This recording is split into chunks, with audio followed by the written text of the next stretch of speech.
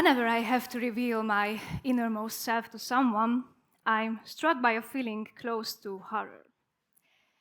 Not because I fear vulnerability, but because I know I can never show everything. I simply can't. And so, I must live with the possibility that from the fragments I offer, I will be misunderstood. These are the words of Heinrich von Kleist, a German playwright whose short life ended tragically. Think of Frida Kahlo, whose art spoke of pain and female identity, or Marilyn Monroe, an icon whose life was far from easy. One might also mention Vincent van Gogh, or from among Hungarian artists, the poet Attila József or actress Edith Domján. What unites them? They all created something exceptional through various forms of art. And they all created out of fear, pain, and absence. I believe those who turn to art often do so to process something through the medium of art. This is art's power: to fill voids, to process pain, to express what words sometimes cannot. I was no different. Art has always been part of my life. As a child, I never played with dolls or toys. Instead, I imagined a world where I was the main character. I reenacted my daily life and the stories that bloomed in my mind. I never failed in coloring books. I narrated my own tales inspired by them. I was born in a small countryside town where there were not many opportunities to explore the arts. Also, I was the family alien. No one else was interested in the arts before me. The only opportunity I had was a fantastic theater group that I joined at the age of 8. That's where I first experienced the magic of performance, the joy of collaboration. I loved the attention. I loved performing. That's when I decided, I will be an actress. I will play amazing roles and everyone will love me. At the time, I had no idea why I longed for this so much. That dream drove me through high school into drama classes, rehearsals, late-night practice. Then came the time for the university applications. It was clear what I would apply for. I aimed for acting, though deep down I feared the odds. 700 applicants for just 3 or 4 spots for girls every year. I failed again and again, except for one program, the drama instructor program, which was also launched that year at the University of Theatre and Film Arts for the first time ever. The description read, the program aims to train drama instructors who can design, organize, and facilitate art mediation events in artistic institutions and community settings. I didn't fully understand it. My eyes widened just like yours now.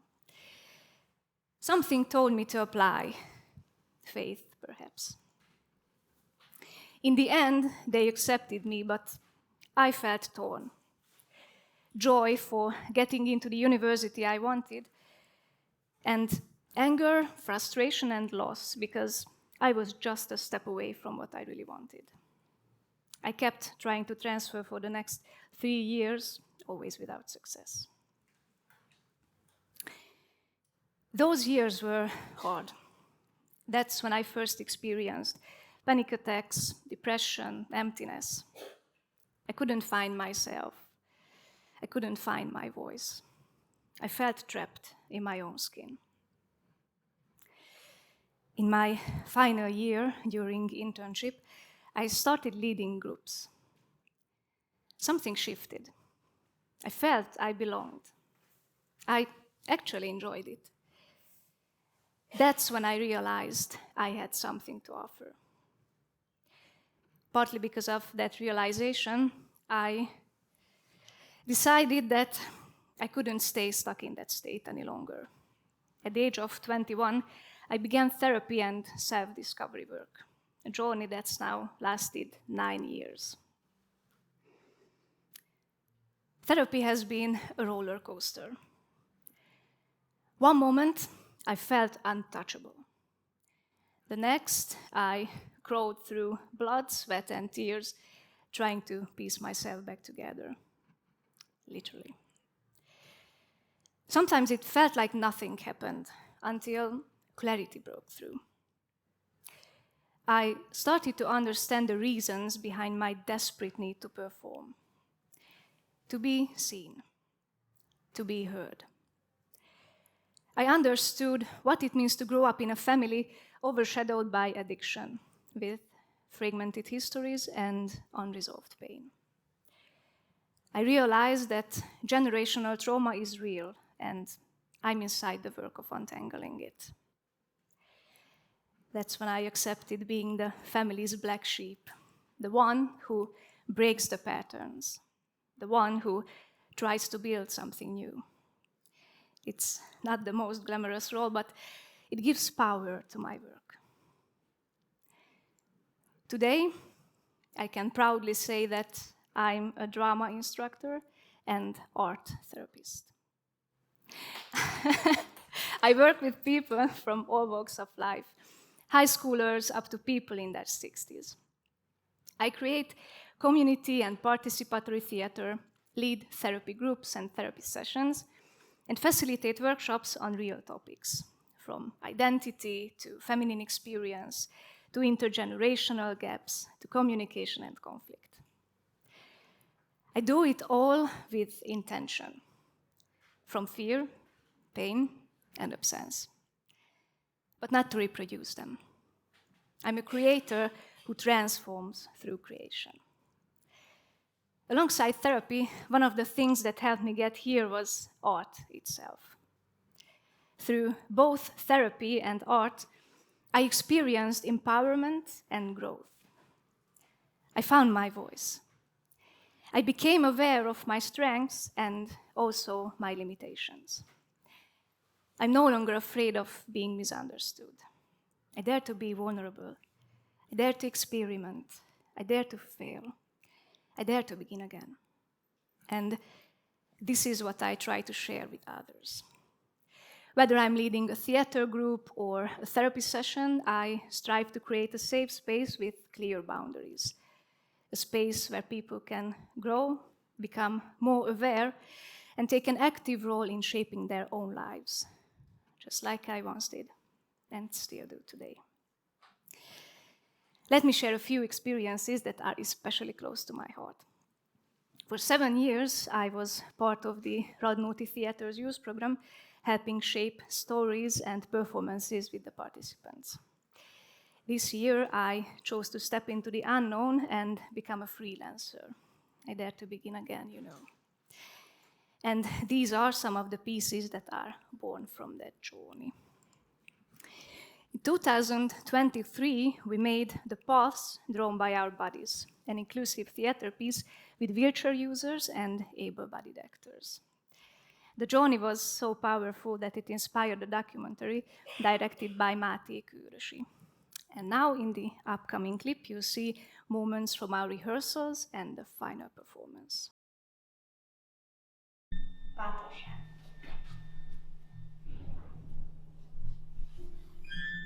Mosolygás. Mozg. Kipillenés.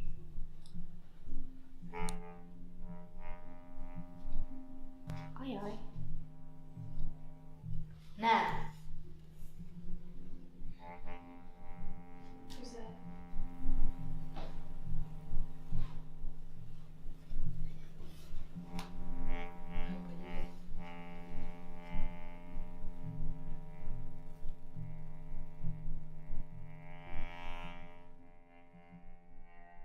Hű, ez most nagyon élet, gyerekek, ezek a szavak, meg ez a csend, meg ez a... Érdekes volt nekem kívülről, hogy ezek a különböző világok így külön-külön is nagyon izgalmasak voltak, és egy-egy pillanat berántott.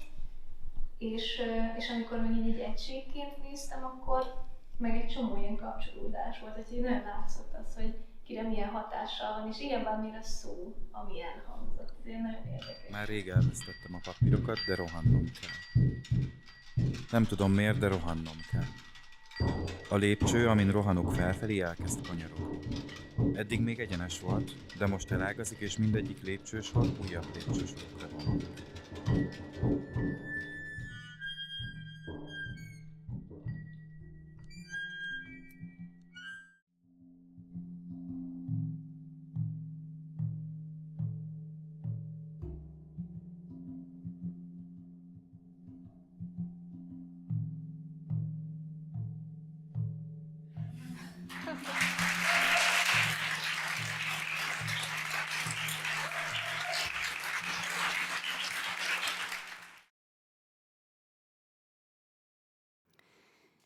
The group processes are long-term and intensive. They usually run from October to June. We work with our own experiences, questions, struggles. We examine and unpack them. And the ones that feel ready to be shared become performances. Performances that are artistically valid and socially meaningful. What moves me most in a community process is the transformation.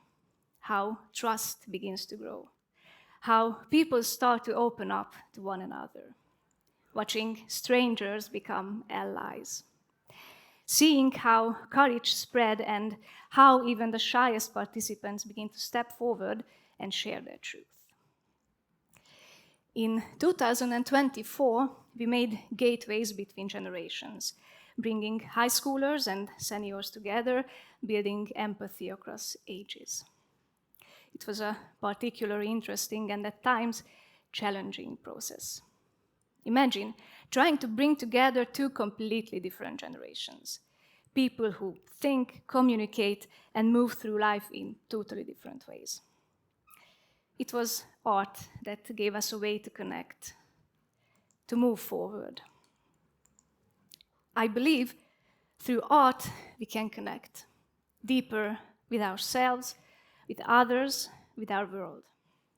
I believe art opens doors to hidden parts of ourselves, that it helps us connect authentically. And this mentioned process was a perfect example of that. In 2025, we made Speak, Speak, Speak, searching for words and strategies for when we are hurt, disrespected, or cornered. During the performances, the audience becomes part of the experience. They think with us, they reflect with us. Together, we continue the questions. Together, we search for answers.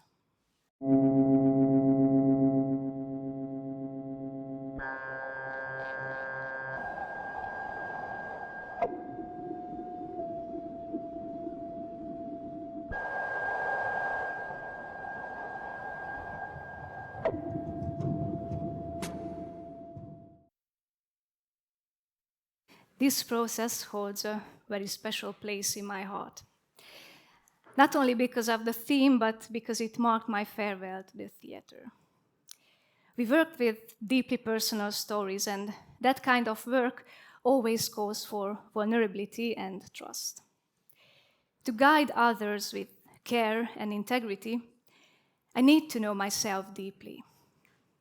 You can't hold space for others if you're not holding space for yourself. And believe me, people feel when something's off. There's no hiding. But that's also the beauty of it. Every group, every project, every person brings something new. No two sessions are alike. No two stories unfold the same way. The work breathes, and I breathe with it. Learning as I go, changing as I grow. You can probably sense how much this work means to me.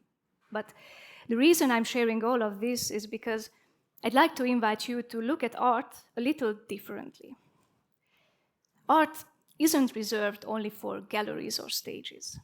It has been an essential part of human life since the beginning of time. From cave paintings to how we dress, decorate our homes, craft our social media stories. Hey, we're here in Sziget Festival. Art is how we define ourselves. Art for some is discovery, for others, comfort, for some, expression. For me, it's therapy. Just take a moment now, just 1 minute, and think about this. Where does art live in your life? Now, please look at your hands. Imagine your hand is an open space where you can place something art could give you, something you feel you need. It might be a word, a feeling, a memory, an image, anything you want. Just place it there gently in your palm. And as you look at it, quietly, honestly, would you finish this sentence out loud with me? For me, art is, and now together, for me, art is therapy. Thank you.